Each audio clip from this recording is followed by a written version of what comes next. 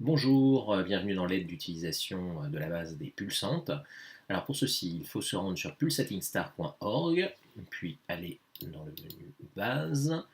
Ensuite, on accède à la partie base de données pulsation proprement dite. Il faut s'inscrire en préalable, donner les informations nous concernant, puis cliquer sur envoyer. Par la suite, on reçoit un mail avec un identifiant et un mot de passe, ce qui permet, lors d'un nouvel accès, de remplir les deux champs ici, avec son accès et puis son mot de passe, et cliquer sur connexion.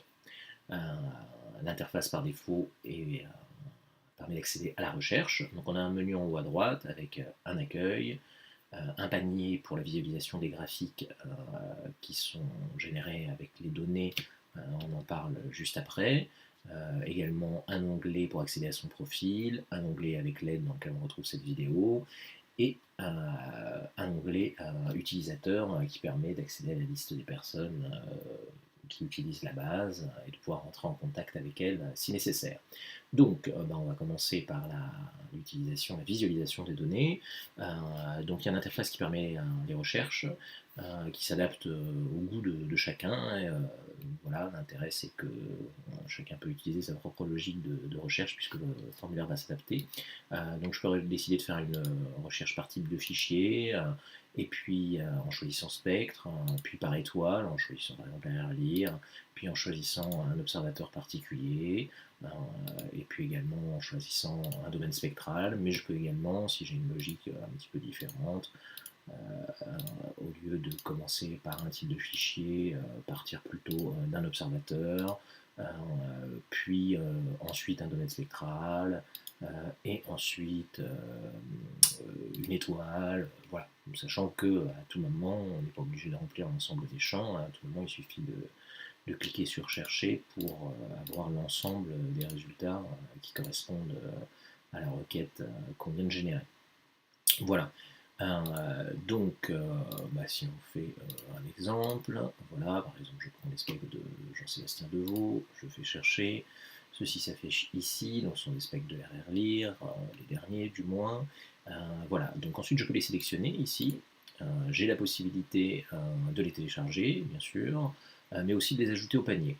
Quand je vais cliquer sur ajouter au panier, en fait c'est le même principe qu'un panier d'achat sur un site marchand.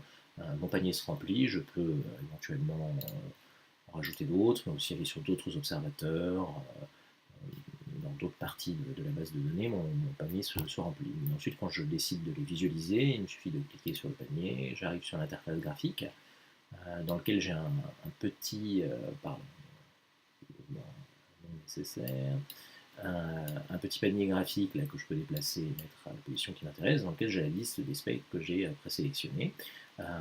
Voilà, donc si je décide de visualiser celui-ci, je clique dessus, il s'affiche. Voilà, j'ai la possibilité de zoomer pour voir les détails. Alors, le spectre est pixelisé, hein, ce qui évite les artefacts dus à des fittages pour la visualisation des données, ce qui permet de faire la différence entre ce qui est un artefact et ce qui est éventuellement du signal.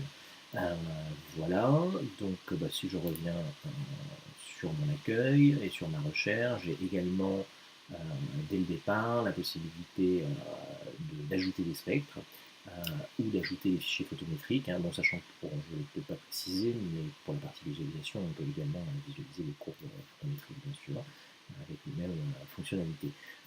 Voilà, donc si je choisis d'ajouter les spectres, je suis mon observateur par défaut. Les administrateurs ont la possibilité de poster des spectres pour d'autres personnes. Je choisis une étoile. Je choisis ensuite un fichier, donc sur mon ordinateur. Je peux en sélectionner plusieurs si nécessaire. Je peux également sélectionner un fichier zip, lequel sera dézippé sur le serveur, et ce qui peut me permettre, surtout pour les utilisateurs d'échelle, qui génèrent un grand nombre de spectres, avec très très peu de manipulation, de poster le résultat. Voilà, puis ensuite il suffit de cliquer sur ajouter, même procédure pour les photométriques, avec éventuellement une petite différence, dans le sens où il y a la possibilité de changer de format. C'est-à-dire que par défaut, la plupart des logiciels proposent une sortie sous format AVZ. Mais si on veut utiliser un autre format, c'est possible, mais dans ce cas-là, il faut donner des informations supplémentaires, puisque la base ne sera pas capable d'extraire automatiquement les informations, notamment en ce qui concerne les filtres utilisés. Voilà. Je pense qu'on a fait à peu près le tour. Ensuite, il suffit de se promener dans les différents menus. Oui, c'est relativement intuitif. En tout cas, le principe général de navigation et de l'interface est toujours le même. Voilà, merci. Et puis, n'hésitez pas à poster plein de spectres et de courbes photométriques. Merci.